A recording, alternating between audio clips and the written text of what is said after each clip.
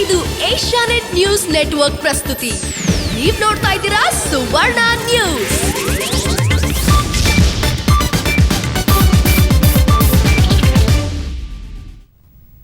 ಶುಭೋದಯ. ಸುವರ್ಣ ನ್ಯೂಸ್ಗೆ ಸ್ವಾಗತ. ನಾನು ಸಬಿತಾ ಶೆಟ್ಟಿ. ಮೊದಲಿಗೆ ಹೆಡ್ಲೈನ್ಸ್. ದೆಹಲಿ ಸಚಿವ ಸೋಮನಾಥ್ ಭಾರತಿಗೆ ಮತ್ತಷ್ಟು ಸಂಕಷ್ಟ. ಮಹಿಳೆ ಮೇಲೆ ಹಲ್ಲೆ ನಡೆಸಿದ ಪ್ರಕರಣ ನ್ಯಾಯಾಂಗೀಯ ತನಿಖೆಗೆ. ತಪ್ಪು ಸಾಬೀತಾದರೆ ಕ್ರಮ ಅಂದ್ರು ಕೇಜ್ರಿವಾಲ್ ಸರ್ಕಾರ. ಬೆಳೆ ಹಾಳಾಗಿ 3 ವರ್ಷವಾದರೂ ಕೈಸೇರಿಲ್ಲ ಪರಿಹಾರ. ರಾಷ್ಟ್ರೀಯ ಖನಿಜ ಅಭಿವೃದ್ಧಿ ಪ್ರಾಧಿಕಾರದ ವಿರುದ್ಧ ರೈತರ ಹೋರಾಟ. ಬಳ್ಳಾರಿ ಜಿಲ್ಲಾಧಿಕಾರಿ ಕಚೇರಿ ಎದುರು ಹಿರೇಮಠ್ ಅಹೋರಾತ್ರಿ ಧರಣಿ.